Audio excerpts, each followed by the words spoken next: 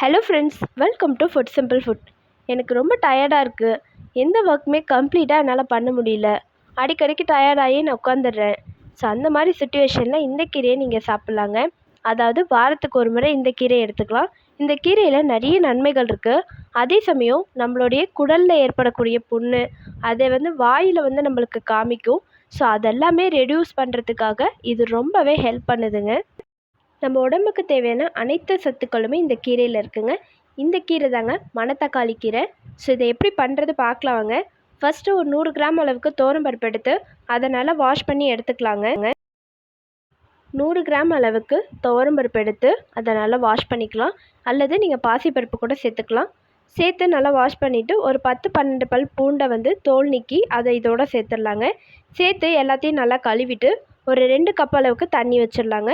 வச்சு இதை வேக வச்சிடலாம். இது கூட 1/2 ஸ்பூன் மஞ்சள்தூள், 1 ஸ்பூன் அளவுக்கு பெருங்காயத்தூள் சேர்த்துக்கலாம்.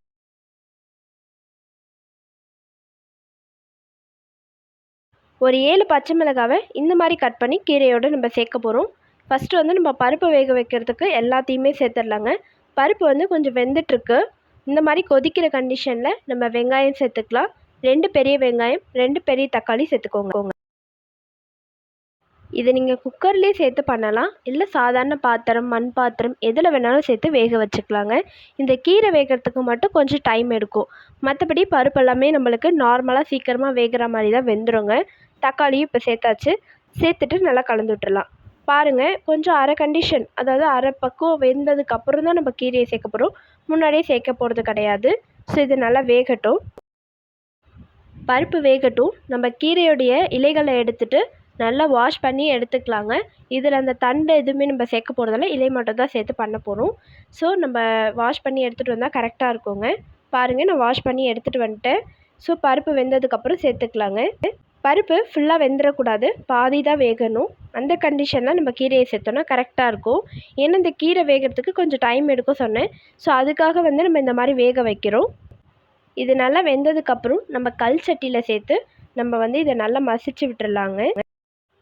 கீரை, பருப்பு எல்லாமே ஒன்று போல் சேர்ந்து வெந்துருச்சு. இதை கல் சட்டியில் சேர்த்து நம்ம நல்லா மசிச்சு விட்டுறலாங்க. கல் சட்டி இல்லை அப்படின்னா நீங்கள் எலக்ட்ரிக்கல் ஹேண்ட் பிளெண்டர் நீங்கள் யூஸ் பண்ணிக்கலாங்க. இப்போ நம்ம இதை நல்லா கடைஞ்சி எடுத்துக்கலாங்க. நல்லா கொர கொரனும் அதே சமயம் ரொம்ப சாஃப்ட் ஆகாமலும் இருக்கணும். ஸோ அதுக்காக நம்ம மத்து யூஸ் பண்ணிக்கலாம். இதை மிக்சிலலாம் போட்டோம் அப்படின்னா மாவு மாதிரி ஆகிடுங்க. கீரை நல்லா இருக்காது. கீரைக்கு தேவையான உப்பு சேர்த்துக்கலாம். இந்த இடத்துல நான் புளி சேர்க்கலை. உங்களுக்கு தேவைப்பட்டால் புளிப்பு சுவை இன்னும் கொஞ்சம் வேணும் அப்படின்னா நீங்கள் சேர்த்துக்கலாம். தக்காளியில் இருக்க புளிப்பே போதுமானது. அதனால நான் புளி சேர்க்காமல் செஞ்சுருக்கேன். தேவைப்பட்டால் ஒரு சின்ன நெல்லிக்காய் அளவுக்கு புளியை சேர்த்து இந்த மாதிரி நல்லா கடைஞ்சி விட்டுறலாம். பாருங்கள், நல்லா சாஃப்ட் ஆகிடுச்சு. கீரையுடைய டேஸ்ட்டை இன்னும் இன்க்ரீஸ் பண்ணுறதுக்காக ஒரு சின்ன தாளிப்பு கொடுத்துடலாங்க.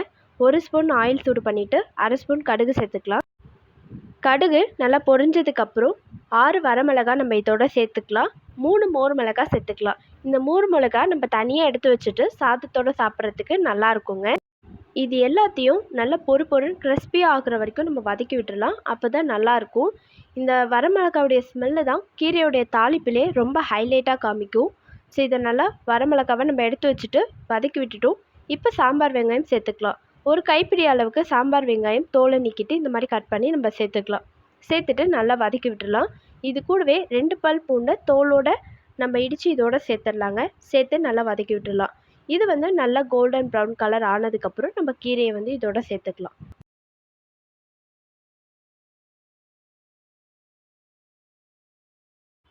பாருங்கள், வெங்காயம் நல்லா பொன்னிறமாகிடுச்சு. இப்போ நம்ம மசிச்சு வச்சுருக்க கீரையை இதோட சேர்த்துடலாம். சேர்த்துட்டு ஸ்டவ் ஆஃப் பண்ணிவிட்டு கலந்து விட்டுடலாங்க.